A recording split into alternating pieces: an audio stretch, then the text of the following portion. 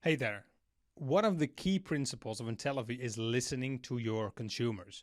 And I have to paint you like a picture of why that is actually important. All big companies today listen to their consumers. And it's the main reason for their success. It's how Facebook blew MySpace from their pedestal. It's how Google, did surpass Yahoo. They listen to the consumers better. It's how Spotify took over the music industry. Netflix took over the movie industry. I think you get the point by now, right? By listening to your consumers and measuring how people react and respond to certain products that you have in mind and that you made. One story that's interesting to mention is what Eric Ries mentioned in his book, The Lean Startup. Eric Ries was the co-founder of IMVU, and IMVU is a virtual environment for avatars where you can communicate with each other. And he had this idea of how to invite friends, and he made a solution for that. And there was an entire team working on that solution for 6 months in a row. And they were 100% sure that this will actually, people would love it. Until they finished, and it almost got this company bankrupt. People hated it. People were running away because of this. And that's how he thought, okay, we have to do it differently. And that's how this whole lean startup movement came into being, with one mantra: listen to your consumers, right? And this methodology became the cornerstone of the world as we know it today. Like basically all products in tech are developed around that. And a lot of products in retail are developed around exactly the same principles. And it's not only for tech companies that do it. I mean, if you look to Procter & Gamble, they have their own consumer test panels. L'Oreal have their own consumer test panels. Unilever have their own consumer test panels. Philips Electronics, Keurig Coffee, they all have their own consumer test panels. Why would that be? Because they know the importance of understanding your consumer. Are we making products that people need and people are willing to pay for in a way, and are we presenting it in a way that people are willing to buy?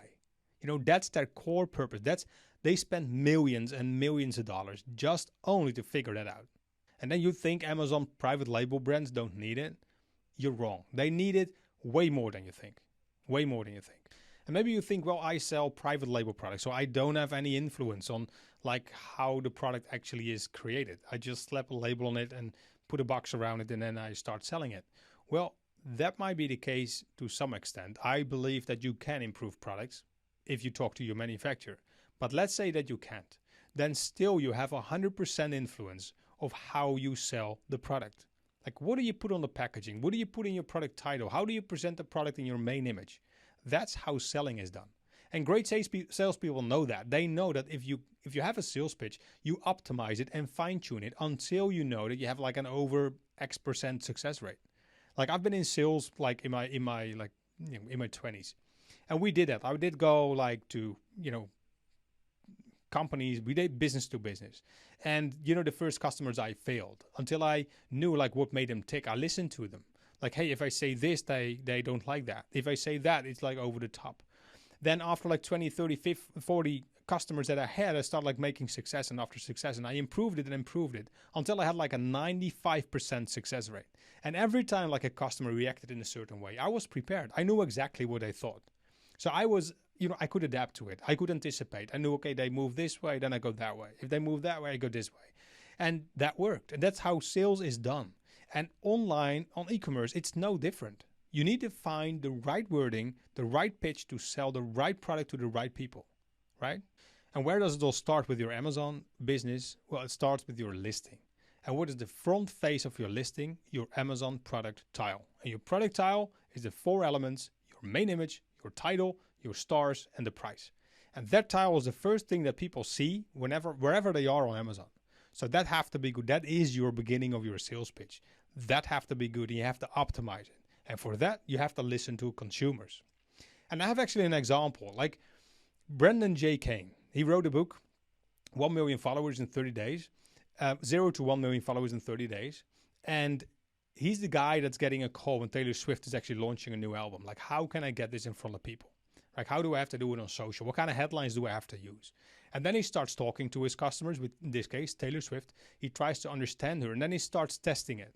Sometimes he makes like 500 different versions of creative, like an image together with a headline. 500 different versions. And he tests that until he knows, like, with this approach, I have the highest engagement. And that's what he's going to use for a mass market campaign. And then there we are, like Amazon sellers. What do? Right?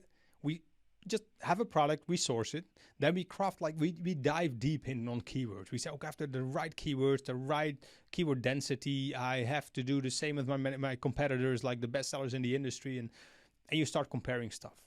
And then you have you create your main image, so you send it to a designer, and he makes a design that might win in a designer contest. And then you have a title that's full of keywords. And then you think, like, wow, this is it. One try, just do it. Let's go. That's completely different from what, like, in marketing the entire world is doing. And we should apply those principles to Amazon as well. But you might think, like, okay, but if that's the only way you can win on Amazon, like, and it's nobody's doing it, like, why does it make sense? Because the best sellers right now are there. Well, what happened until 2021 was the exact approach I just mentioned. So just make an image, just write a title, stuff it full with bullets, full with keywords, and your bullets as well, full with keywords, and then manipulate the system, right, until you're on top of search, and that will get you the sales. But guess what? The Amazon algorithm is moving very, very fast in a new direction. And that is, like, exactly as per, customer behavior, real customer behavior. This artificial intelligence algorithm, and we've seen it shifting in the last 12 months, and it continues to shift, like, with an increased speed into that direction. They understand what drives customers. They have tremendous data, but they know how to measure those elements that are actually presenting the customer needs. So we see products thrive. And, before that, like, if you took 4 or 5 years ago, and we have brands that did that, they were like bigger brands. And we had, like, a small no brand, like when we came into the market. And what we did, because we knew the tricks so well, we actually surpassed, like, the bigger brands. But guess what happened recently? And if you look on Amazon and check, now, you can find it for yourself. The bigger established brands many times regain position. Like, sometimes not the bestseller, but they get close right now. And that is for a reason, because those products people love. And it's not only from the reviews that they love it. Amazon starts to know and starts to notice what the consumer behavior is. And if a product is well optimized for the market, people will love the product, right? So they did a selling right. And although the listing is not very optimized, or the title or the bullets are not, like, sometimes it's very short bullets, very short title. So how can they come, like, so high in the ranking? Because Amazon starts to understand consumer behavior, and they start to implement it. And that's what you should do. And it starts with the product, and then the presentation of the product, which is your product listing and the product tile. So now we touched on, like, how that it's important to talk to people in order to understand the people, in order to craft your listing and talk the language of your consumers. Well, how to do that? First, you have to get a group of people together, right? Like all these bigger brands, they have their test panels. You should have a test panel as well. And what do you test in a test panel? You have to compare your product, and it can be the digital form of your product, it can be the product tile, the product listing. You have to get it in front of people and compare it with other products in the market, basically your competitors. And then you ask them a very specific question. Imagine you have a problem, and you found out there is a solution. Which of these products presented would you buy, and why? And why this way? Well, because of several reasons. One of them is to avoid bias, to eliminate bias better. And the second is to put the right amount of framing. You want to put people in the position as if they were going to buy the product. And although framing and bias is an entire topic on its own, let me touch on it like real quick. Because when we developed our tools and our strategy, we've been working closely with behavioral economic scientists. And behavioral economics, it investigates, like, the behavior of people in certain situations and how they are influenced by making decisions. So we work closely with them, like, how can we ask this group of people the right question in the right setting so we get data that we actually can interpret the right way. And then we came to the point of framing, and we can frame people in two ways. One is a subconscious framing, and two is actually the rational framing. Subconscious framing means we put people in a position, or you have to put people in a position that they feel like they're shopping, right? So present them something like that looks like a shopping environment, or at least show them a shopping environment where they have to choose stuff. That's a subconscious framing. If you just show imagery or something, it doesn't work. You have to put them into a certain environment. Second is the rational framing. That's why asking the question I just asked. You have to put people in a problem-aware state, present them with a solution, and from that perspective, let them look to like the products that you present to them and which one would they pick and why. And then what do you gather? You gather two types of data. The quantitative data, like how many people pick one product over the other. And two is the qualitative data. And qualitative data means why do people choose one product over the other, right? What is their decision? What makes them click, make them tick? What makes them decide what is going on in their mind? So this might sound like a lot of work to you right now. And you might question like, okay, but how do we do this? How do I get a group of people together, and what do I do with the data afterwards, right? Well, with that data, that will tell you exactly what makes people go in a certain direction. And that information you can take out, that knowledge you take, and with that knowledge, you can optimize your sales pitch. And that starts with your product tile. Like it's your product listing, and the front face of your product listing is your product tile. So are you able to add elements that right now make people choose your competitors over your product? And can you take those elements and add it to your listing? Of course, it has to be the truth. You cannot be lying. But if you can do that, you can optimize your sales pitch. And the good thing is, if you go and talk to people and you do it in the next one, you can continue the process until you succeed. And that's how these panels of these big companies do it. I mean, they go to those panels with a product ID. An MVP is what they call it, minimum viable product. So they have an idea, they put it together, and then they go to their test panel. And they put it in front of them. And they have the people decide. And then the people say it's bad or it's good, or they compare it with like other products in the market, and they say, well, I wouldn't choose this product because it's not good enough. Or, yeah, I like this actually because it's for XYZ reason. I like this more. Or they say, no, in this competing product, I like this element more. And then those companies like a L'Oreal and these Procter & Gamble, they go back to the drawing table. And they improve actually their packaging or the product itself or the way they present it until they after cycle after cycle after cycle, they know that whatever they did is right now better than what they started with. And it's actually better than the competition is doing it. And that's how they win. That's how they create those products that make them like billions of dollars sometimes. And that's what you should do as well on Amazon. And now you might think like, okay, but this, how much time, like what does it cost me? How much time does it entails to get it done? Well, to be honest, it's super important. Now you know the importance, but it is very costly and it takes you a lot of time. And we had exactly the same feeling when we started like a couple of years ago. We said, we had a group of people together, but it was so much hassle. It was so tedious to actually do it all the time, get a new group of people for every test run that we did. And then we had a lot of products that we launched, and for every product we had to do it, and was like, is there an easier way to do it? And that made us like, we started working, on our own test panel, digital test panels. And by now that test panel is over 300,000 people big. And it actually simulates that talking to people in a digital way.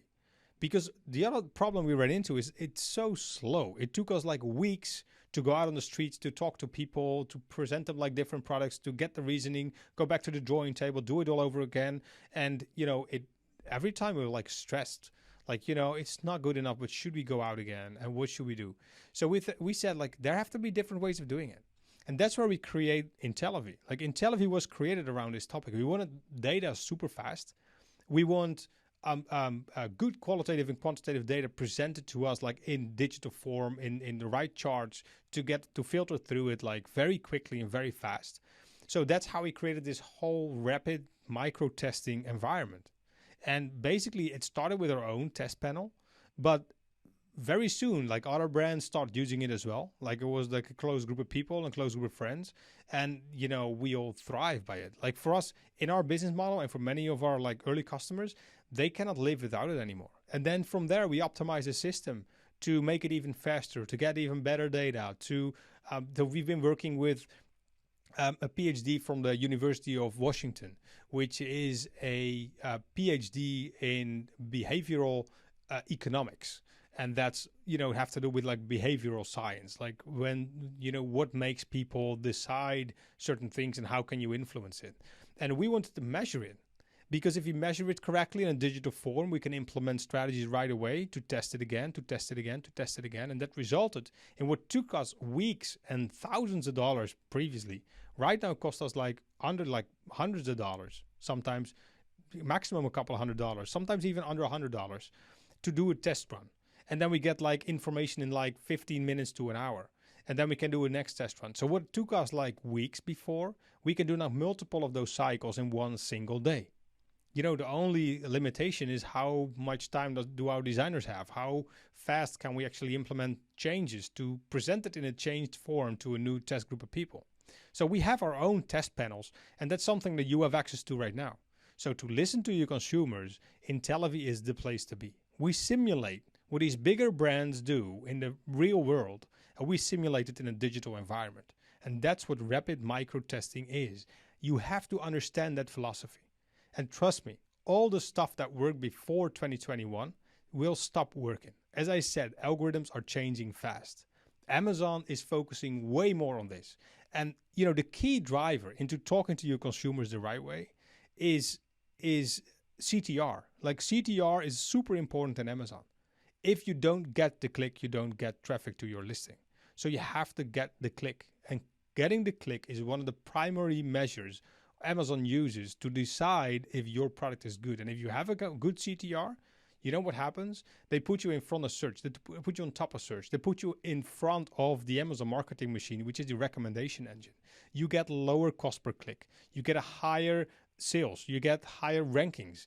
Amazon is going to feature your product if traffic comes from Google and they go to a listing. You see that bar on top of a page with like 3 products presented. You want to have your product there, right? That's how you're going to thrive. And sometimes it's not to become a bestseller, but to serve your product niche, your niche of niches sometimes, the best way possible. And that's how you outperform your competition. This is the way to outperform competition. This is what gets you the sales in 2022 and beyond. And we see that, you know, the tide is shifting and you have to shift with it. And that's our philosophy. We will build together with you, together with like other sellers, the new dominators in the e-commerce industry. And that's the philosophy of Intellivy. And it's up to you if you want to follow it and you want to use it, or that you're just a bystander and just wait and try to, you know, keep manipulating the system. And you know how hard it's getting. You know how hard. I mean, you know all the stories, right? Where people say, you know, it's hard to launch a product. It's hard when a product is tanking to get it back out of the water. It's not hard. It's not hard, believe me. These are the strategies that just talk to consumers. Intellivy is the way to get it done. So this is what I wanted to tell you in this video, to get the philosophy of Intellivy. This is the core principle. Thank you.